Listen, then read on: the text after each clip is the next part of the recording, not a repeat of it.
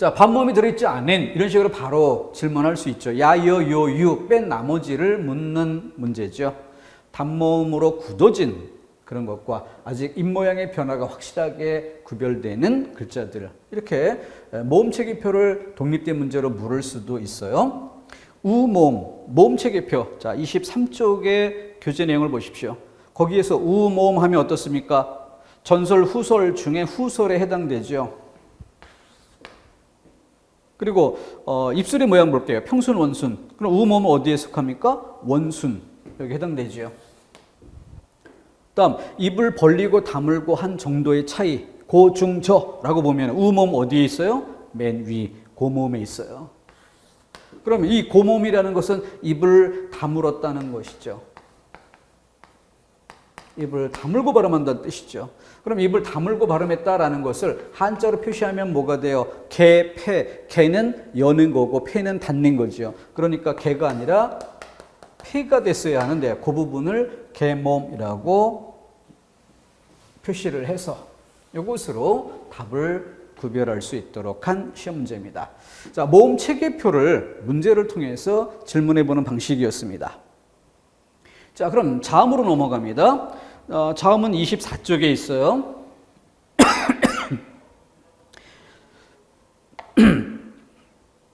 자, 그럼 24쪽에 모서리의 기준부터 봅시다.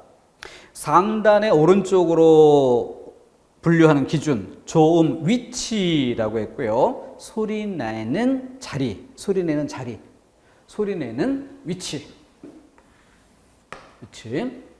자, 위에서 아래로 왼쪽 측면에 보면 뭐예요? 조음 방법, 소리내는 방법. 이렇게. 근데 왼쪽에서도 자투리 개념입니다. 심화학습 단계에서 볼 내용. 비음, 유음이라는 요 용어만 놓고 떼어놓고 본다면 어떨까요? 비음이 뭘까? 한자로 무슨 비? 코비겠죠. 코비. 그러면 코에서 소리가 난다. 이런 뜻이 되겠죠? 그럼 코에서 라고 하면 방법일까? 위치일까? 그럼 어느 정도는 위치라는 성격이 없지 않습니다. 그런 부분이 있기도 해요. 그러나 서로 이제 분류라고 하는 것은 이쪽에 큰 특징을 나눠야 되는데 그러다 보면 여기는 분명하게 위치예요. 저 목구멍 안쪽 여기는 사람 옆 얼굴을 왼쪽 측면에서 볼 때 맨 앞에 입술보다 조금 더 들어가면 잇몸, 입천장보다 부드러운 입천장, 목젖 있는 위치, 목젖 넘어 목청, 이렇게 위치가 분명하죠. 근데 왼쪽은 파열, 파찰, 마찰 이 부분에 좀 더 초점을 두어 볼게요. 여기 안울림소리와 울림소리, 아까 가장 기본적으로 모음은 100% 다 성대의 떨림을 바탕에 둔 소리, 유성음이죠. 100% 유성음. 그러면 모음과 달리 자음의 기본은 성대의 떨림이 없는 빈 공기만 흘러나올 때 입에서 소리를 만들어내는, 그래서 자음의 기본 성질은 안울림 소리인 것이에요. 무성음인 것이에요. 그런데 자음 중에 일부 유성음이 있다. 자투리 항목, 예외 항목. 자, 그러면 자음의 기본인 안울림 소리에 초점을 두고 살펴보면은 여기에 파열, 파찰, 마찰 이렇게 돼 있어요. 그러면은 파열음의 파, 마찰음의 찰. 가운데에는 어때요? 파열음의 파, 마찰음의 찰. 어떨까요? 자, 이것을 소리의 크기가 크다, 작다, 소리가 세다, 약하다, 이렇게 구별해 보면 어떨까요? 어떤 게 소리가 셀까? 그럼 당연히 파열음의 파의 성질과 마찰음의 찰의 성질, 두 가지 성질을 다 가지고 있는 파찰음은 그만큼 세고 강할 수밖에 없겠죠. 바로 이것이 마찰음의 기본 특징인데, 이렇게 봅시다. 풍선을 불었을 때요. 풍선을 불었을 때 빵빵해진 풍선을 바늘로 콕 찍어서 터뜨렸어요. 뻥 하는 소리가 납니다. 그때 고무가 찢어지는 소리가 아니라 풍선 안에 압축된 공기가 이 풍선이라는 재질, 막고 있었던 이 벽이 없어지니까 압축된 이 안의 공기가 압축되지 않은 이 밖에, 풍선 밖의 공기를 뻥 때리는 소리죠. 공기와 공기가 부딪히는 소리. 그게 바로 뻥 하는 소리인데, 그렇게 소리가 만들어지는 방식이 파열음이에요. 자, 입에 윗부분이 있고 입에 아랫부분이 있는데, 예를 들어 혀가 이렇게 막았다고 칩시다. 그럼 목에서 흘러나오던 공기가 입안에 고이겠죠. 혀가 막았으니까. 그럼 여기는 좀 더 풍선 속의 공기처럼 압축된 공기가 돼요. 그러다 이 혀가 힘을 빼면서 탁 내려놓으면 이 압축된 공기가 밖으로 뻗어나오면서 밖의 공기와 부딪히면서 이렇게 소리를 만들게 된다는 얘기입니다. 그러니까 막았다가 혀가 개방을 하면 압축된 공기가 퍼져나가면서 소리가 나는 거죠. 자, 그것을 뭐라고? 파열. 풍선이 터지는 것처럼 파열. 그때 파입니다. 터지는 소리예요. 자, 그럼 세 번째 마찰음은 뭐냐? 마찰음은 이 혀가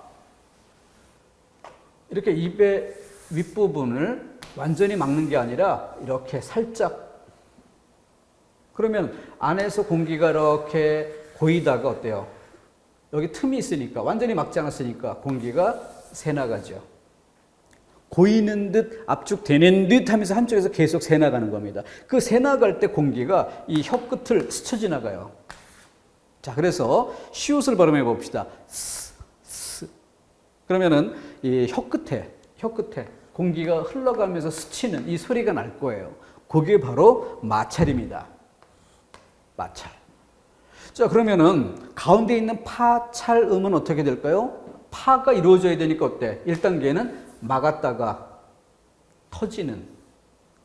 그런데 2단계는 확 터지는 상태가 아니라, 막았다가 확 터지는 게 아니라 막았다가 살짝만 떨어지면서 두 번째 스치는 마찰음이 생기는 이 단계가 남는 거죠.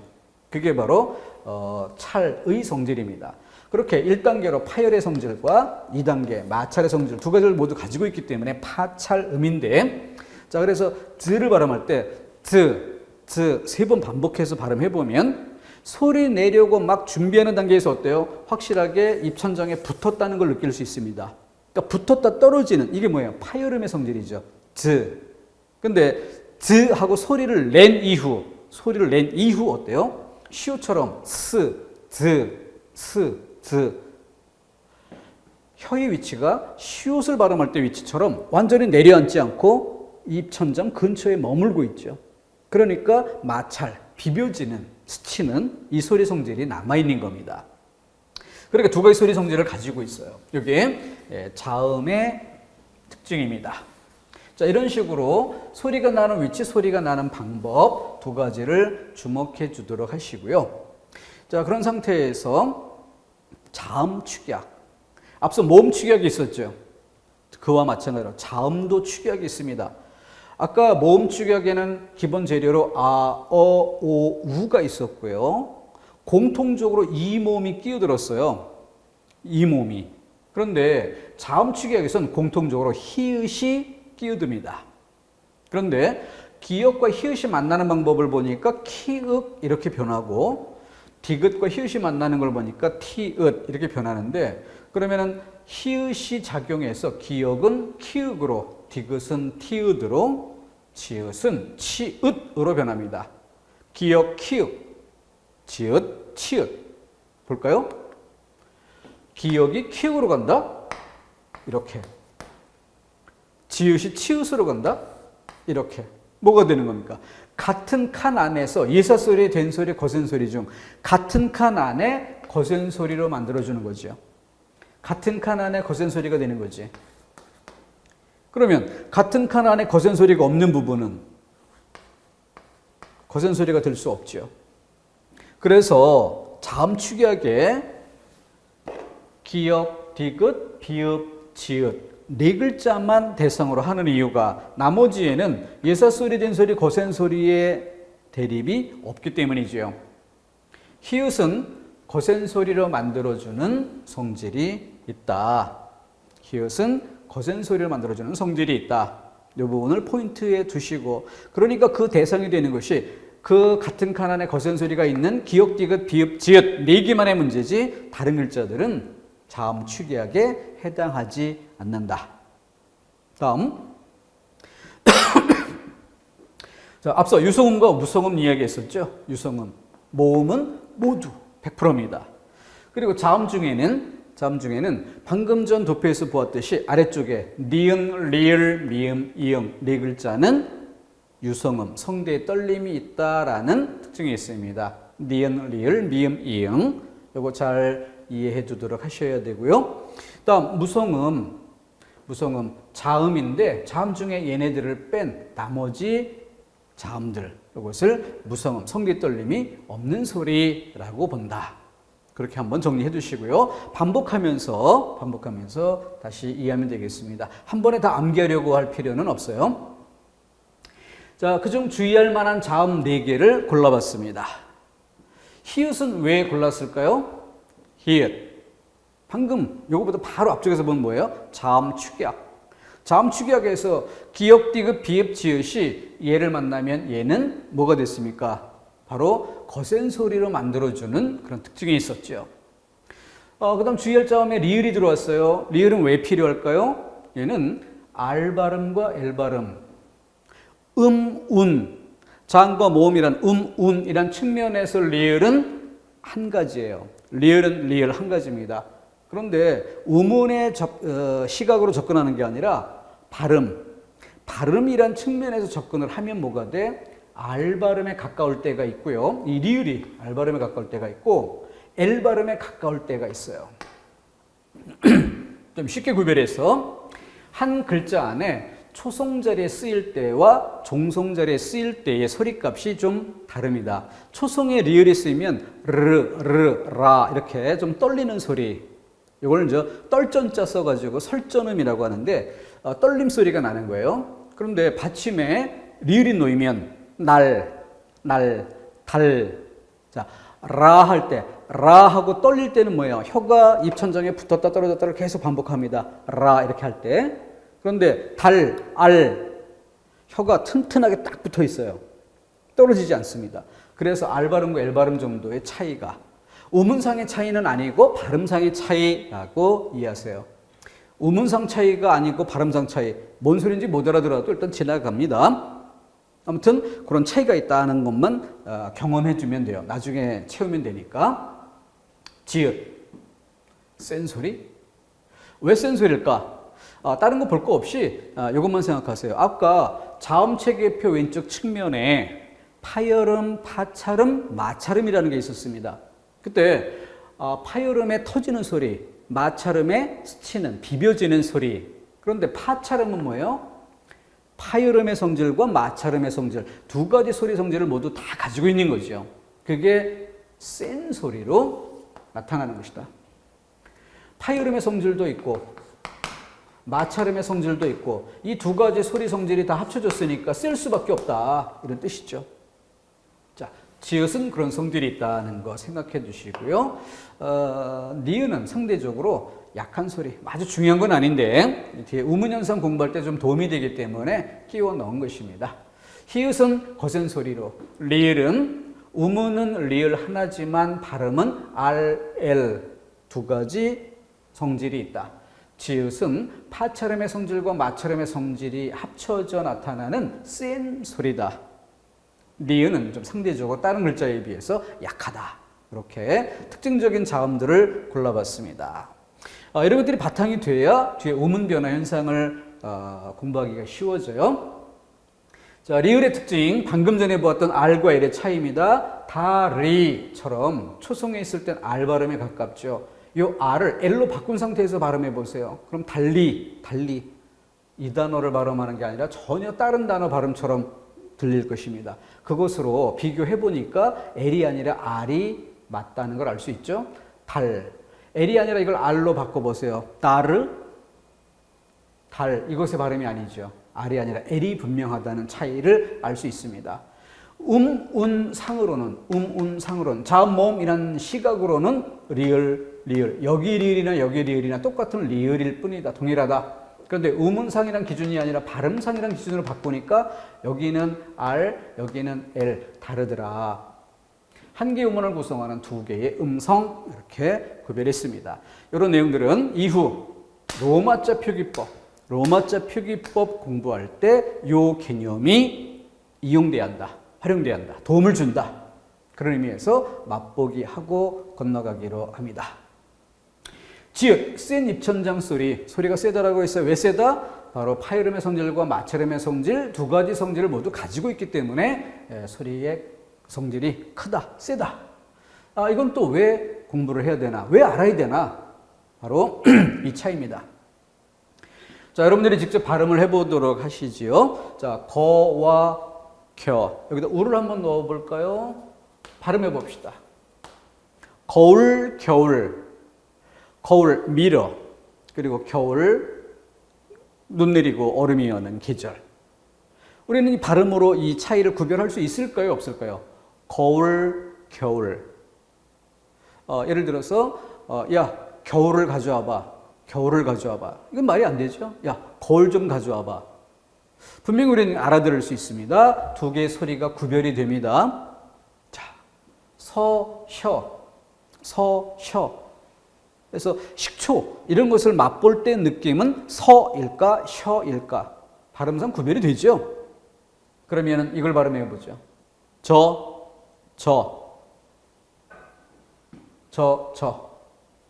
소리의 구별이 없다는 겁니다. 왜 그럴까? 그것이 바로 지읒의 성질입니다. 지읒이 아닌 기역이나 시옷은 뒤에 모음, 어와 여가 분명히 구별해서 소리가 날 수 있게 해줍니다. 그런데 지읒은 지읒 자체 소리 성질이 커서 어와 여가 구별될 수 있게 해주지 못한다는 거죠. 이걸 숫자로 한번 표시해 봅시다. 거와 겨를 한 덩어리 소리로 놓고 볼 때 자음자리 기역의 소리를 0.5라고 봅시다. 어 모음이 0.5예요. 겨 0.5, 여 0.5. 그러면 각각 어의 소리값, 여의 소리값이 나름 충분히 소리가 구별이 될 수 있다. 근데 지읒이 센 소리라는 건 뭐예요? 얘는 0.5가 아니라 뭐 0.7, 8 이렇게 되는 거예요. 그러면 여기 어 모음이 0.23 이런 정도로 약화가 되는 거지. 그러니까 그 정도 상태에서는 너무 약해서 어와 여가 소리가 구별이 분간이 될 수 없다는 거죠. 사람의 혀로. 그래서 이 한 덩어리의 음절을 발음할 때 1이라는 소리의 크기는 똑같은데 그 속에서 지읒처럼 센 소리가 등장하면 나머지 소리가 어떻게 돼요? 약해질 수밖에 없겠죠. 그렇게 약해진 상태에서는 제 소리값이 온전히 구별되기 어렵다는 것입니다. 그러면 이와 같은 성질이 우리 시험과 관련해서는 뭐가 될까?